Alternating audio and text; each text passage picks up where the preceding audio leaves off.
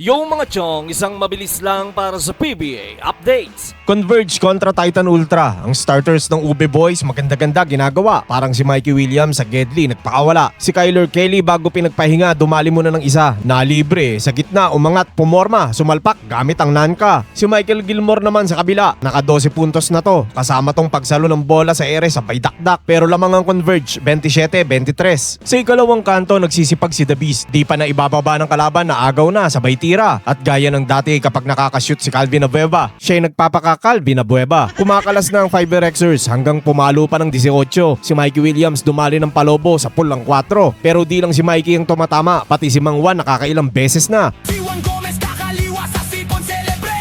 Nakaabante pa rin ang Converge, 57-41. Sa ikatlong kanto nagtangka ng paghabol ng Titan na ibaba nila sa single digit na lang. Pero nakabalik pa rin sa doble numero ang Ube Boys. Kahit pa all Filipino sila sa Oblo, yung dalawang Justin nagko-combo. Ganda ng pagkakaabot ni Baltasar. Si Calvin Abueva dumali uli ng isa. Nakatris na to kanina, ngayon dito naman sa kabila. At di kumpleto yan kung walang titig. Pagbaba sa kabila, dumali uli si Calvin. Pero this time yung specialty na. Yung kahit mahina, kailangan magmukhang malala. Actually yan talaga ang hanap ni The Beast, yung mawala sa focus si Gilmore. Kaya niya kinakargahan ng Pectus. Lamang pa rin ang Converge, 78-60. Sa huling yugto, binahaya na ni The Beast ang tres. Ayaw bantayan ng gusto, ginawa niya tuloy piso-piso. Ang angas ng internet na si Polly sa pool, natamaan ng higante ng grenade. Malayo-layo pa pero alam mo na to, si Kyler Kelly diniinan pa ng gusto. At yun na nga, panalo ang Converge. Best player of the game si Calvin Abueva na tumitig ng 14 points at 5 rebounds. Nakatikim na rin uli ng panalo sa wakas ang Converge, habang ang Titan Ultra kinulang sa push.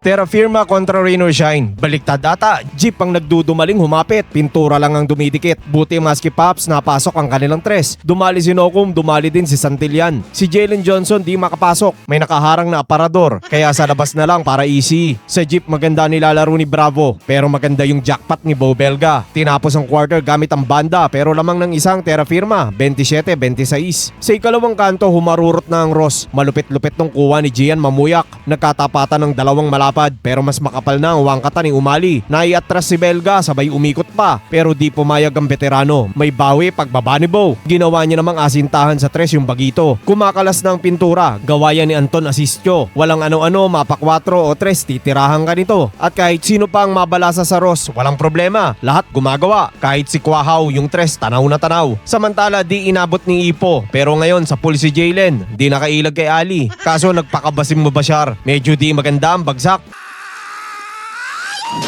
Tapos tambakan pa, 67-45. Ross, sa ikatlong kanto inaabot si Jalen sa Oblo pero matulis pa rin siya sa kanyang paborito. Napalag ng konti si Ali pati si Jeric Ahanmisi. Nakakabawas-bawas kahit paunti-unti. Kaso nauunsyame ang paghabol nila. Paano ang Ross nakaka-19 tres na? Itong si Roque patapos na lang humirit pa ng isa. 96-73 pintura. Sa huling kanto uminit si Mubashar. Nagkaroon ng kaunting pag-asa. Nakakabahala na to para sa pintura. Tapos ang jeep nagsisi-score na. Si Jeric Ahanmisi timing tong pagkakabaon sa 4. Mahigit 2 minuto, 7 na lang to. Buti nilang nakadukot si Jalen Johnson. Kagat na kagat ang pagpektus. Sinundan ng Ross ng atakbo. Bumanat si Jeric uli sa 4 kaso binasag sila ni Quahaw sa 3. Matapang na Bagito. At yun na nga, panalo ang Rain or Shine. Best player of the game si Anton Asistio na nagpansit ng 18 puntos. Samantala yung 3-3 malamang galit na galit kay Ryobu. Napatalon tuloy yung 5-3. Yung pala 4-3. Humirit si Ahanmisi. Ayun, 4-7. Hanggang dito na lang mga chong. Maraming salamat. Hanggang sa muli.